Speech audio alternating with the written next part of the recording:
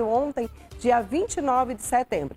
E a data, né, é especialmente dedicada para conscientizar não só a gente, mas a população toda, né, sobre os riscos das doenças cardiovasculares. E se você está aí, né, não sabe, né, você tem que se prevenir.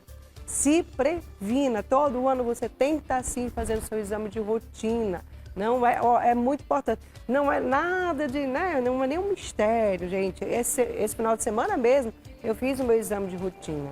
Fui lá, fiz meus exames, graças a Deus está tudo ok. Então é isso, é só para te deixar mais tranquilo. E se você tiver algum problema, correr para você se cuidar mais rápido por isso. Mas hoje eu vou conversar aqui com a nossa cardiologista, a doutora Gabriela Cunha Lima, sobre esse assunto e claro que você que está em casa pode participar junto conosco também, tá bom? Doutora Gabriela, tudo bom? Seja bem-vinda, maravilhosa. Tudo bem? Como está? Obrigada pelo convite, é um prazer estar aqui sempre. Muito bom, viu, tê-la aqui com a gente. Obrigada. Mas olha, doutora Gabriela, podemos dizer que o coração é a principal causa da morte no Brasil hoje?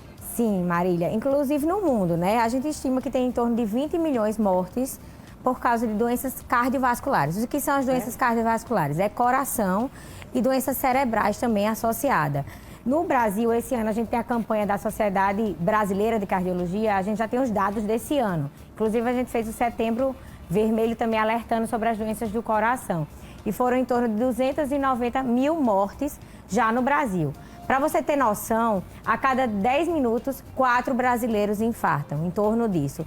E nos Estados Unidos, a cada 40 segundos, um paciente infarta. Então, são dados alarmantes, realmente. Nossa! Qual que é a principal causa, né, dessas doenças do coração? Então, Marília, a gente sabe assim que tem o estilo de vida, né? Isso é importante, né? São pacientes que não fazem exercício físico muitas vezes, são tabagistas, pacientes estressados, pacientes ansiosos. A gente está vendo que as doenças mentais também estão muito associadas a isso. A ansiedade, ela libera fatores de estresse oxidativos que também podem inflamar a parede do vaso. E a gente está vendo que é a doença do século também, né? Fora isso, temos os fatores de risco que são modificáveis e não modificáveis. Aqueles não modificados é a genética, né? Então a gente vê que às vezes, porque tem pacientes mais novos que infartam, também tem um fator de risco da genética, né? E principalmente as mulheres, muitas vezes as mulheres negligenciam isso, né? Antes da menopausa, elas têm aquele hormônio que protege, a gente sabe. Depois da menopausa, as mulheres, inclusive, tem uma pesquisa feita que é do que elas têm medo de morrer. Então, a maioria é câncer de mama. E a questão da doença cardiovascular é a que mais mata atualmente no Brasil.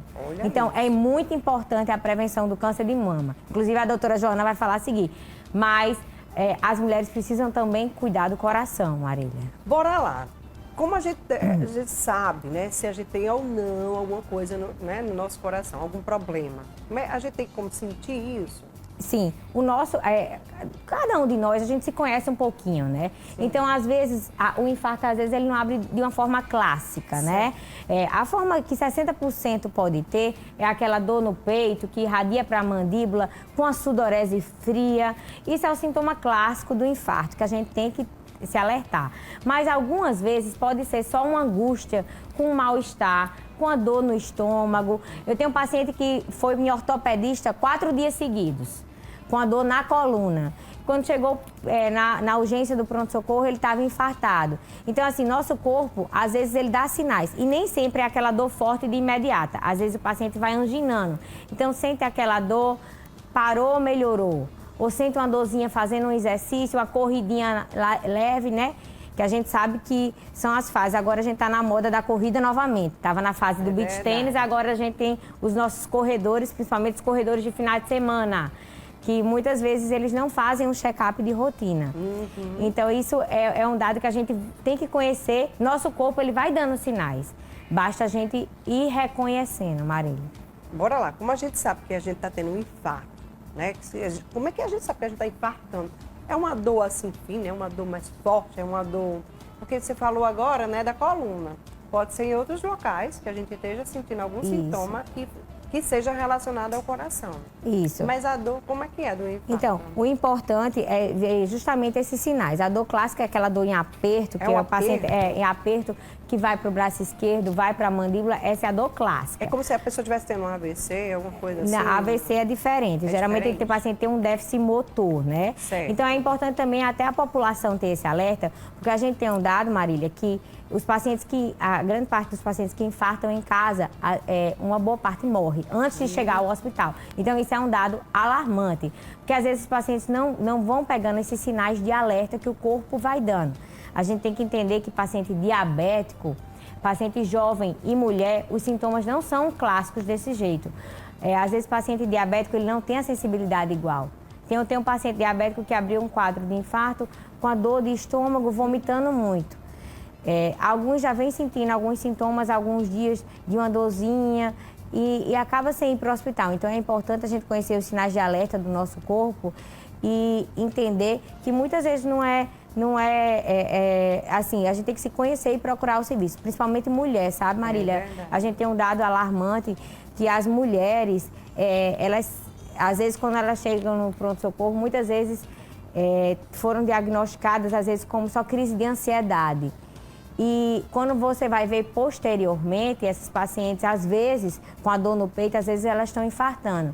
E de imediato, nem ela mesma, isso é uma pesquisa feita, ela achava que estava infartando, porque a mulher, ela negligencia. É verdade. Qual que é o exame, né, que a gente sabe se a gente está ou não? De repente, eu estou sentindo aquele negócio, um aperto, um negócio do coração. Eu corro para fazer que exame que seja assim o mais rápido? Então, a nível de pronto-socorro, se a dor realmente é forte, você sentiu aquele sinal de alerta de imediato, você vai para o pronto-socorro. É feito o eletrocardiograma, o eletrocardiograma já diz muita coisa. Que é aquele que coloca isso, os eletros, e vê como é que está a questão da parte elétrica do coração. Certo. Mas o eletrocardiograma, muitas vezes ele só vai alterar se está num caso mais avançado.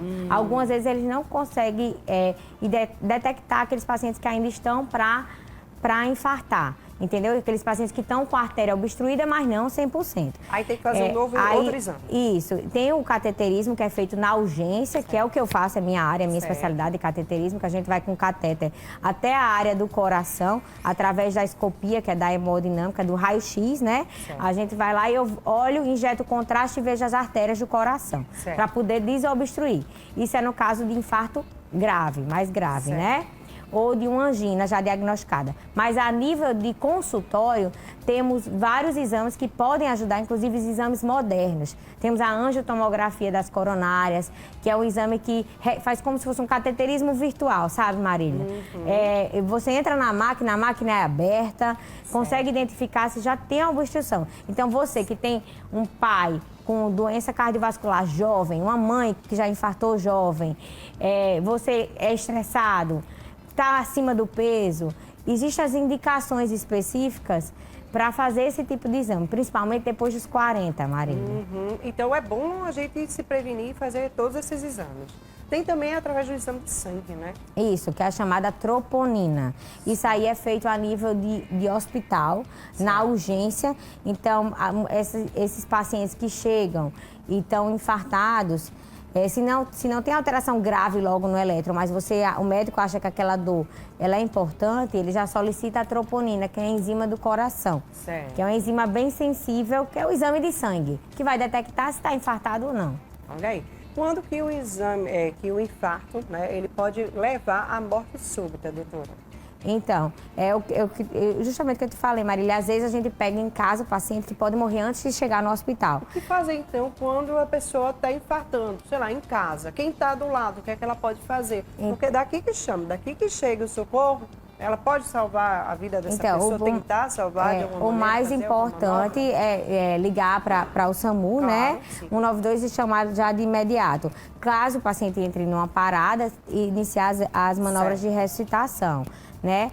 O paciente que chega infartado, ele já tem um risco maior de morte, né? Certo. Porém, hoje em dia, os dados bons, né, é que a gente tem métodos muito modernos, sabe, Marília? Os stents são rápidos, a equipe hospitalar, antigamente morria-se muito. Hoje em dia, eu trabalho com essa área de cateterismo, então eu vi o crescimento na Paraíba. Então, hoje em dia, a gente tem hemodinâmica em Patos, a gente tem hemodinâmica aqui em João Pessoa, a gente tem hemodinâmica em Campina Grande.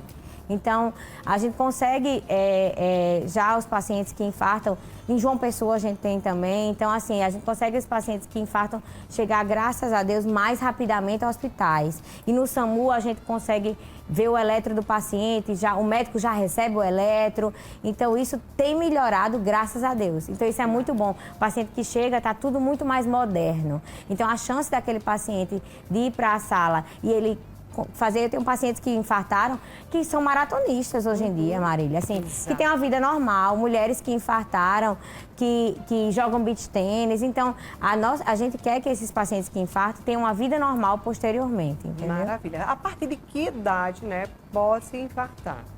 Tem idade para infartar? Criança, por exemplo, vamos lá, tem incidência de infarto de criança, assim? Tem incidência de infarto de criança. Inclusive, até aprovei um trabalho para o congresso que vai ser essa semana aqui na Paraíba, falando sobre infarto em crianças. A gente tem esses dados, tá? São dados menores. Geralmente o infarto em criança, ele é mais por a questão de arritmias, Marília, e defeitos congênitos, tá? Que a criança já nasce com aquele defeito, né? O infarto em jovens e adultos jovens, ele já envolve outros fatores, né? Aquele paciente, já tem pacientes hipertensos que estão acima do peso. A história familiar é muito importante. Então, se você tem pai, conta como história familiar é pai, mãe, avô e avó, tá? Irmão e irmã. Isso é a história familiar, que a pessoa tem que entender que ela precisa desse check-up mais precoce nesses casos, né? A gente tem muito dado pós-pandemia, pós-Covid, né? Aumentou um risco, às vezes, os pacientes teve mais eventos de trombo, não por placa de gordura, mas por trombo. E a gente tem aumentado essa incidência. Inclusive os cigarros eletrônicos, viu, Marília? Então, quem fuma tem que ter muito cuidado, né?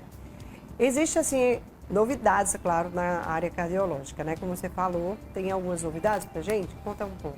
Sim, temos sim. Essa questão do elétrico, é aquele aparelhinho, sabe, que coloca para detectar. A gente já tem o uso da inteligência artificial, que pode associar o risco de eventos cardíacos no futuro. É uma área que é bem inovadora, que eu faço parte, eu participei da pesquisa aqui no Brasil, só tem essa máquina em São Paulo, no Einstein, que é o cateterismo por angioplastia robótica. Você está fora da sala e o médico está operando através de uma máquina, fora da sala. Isso não é realidade ainda, mas isso a gente já fez aqui no Brasil, eu já fiz, inclusive, a nível de pesquisa médica. E fora do Brasil também se faz. Essa área do robô, o que seria interessante? É como se eu estivesse aqui em João Pessoa e estivesse operando um paciente lá em Piancó. Então, eu conseguiria fazer, através do cateterismo robótico, salvar a vida daquele paciente lá em Piancó. Então, isso fora do Brasil, a gente já fez alguns estudos na realidade, realmente, de fato, fazer isso. O médico está fora e fazendo o cateterismo à distância. Que legal, viu? Gostei demais, viu, minha gente? Muito bom. Vamos conscientizar quem está nos assistindo agora do exame, né? O exame de rotina, uma vez ao ano, doutora? Isso, tem que ser individual, né? Se você é um paciente da pessoa, acima de 40 anos, anual para todo mundo. Certo. Tá? Abaixo de 40 anos, os pacientes que têm fator de risco familiar, aqueles pacientes que já estão acima do peso, que têm uma vida estressante, que fumam, né? Então é preciso se conscientizar, Marília. A gente tem exames modernos que podem identificar, né? A mulher, principalmente, mulheres e jovens se cuidem, né? A doutora Joana vai falar depois, eu até trouxe o teminha da campanha dela que ela me deu ali. Sim. Amigos do peito, seja amiga do peito também do seu coração, tá, mulheres? Adorei. Escutem os sinais. É verdade. Obrigada, doutora Gabriela, por você vir aqui no nosso programa. Obrigada, viu? a você. Dá um abraço a você novamente. Deus abençoe essa semana, viu? Obrigada. Olha, gente, vem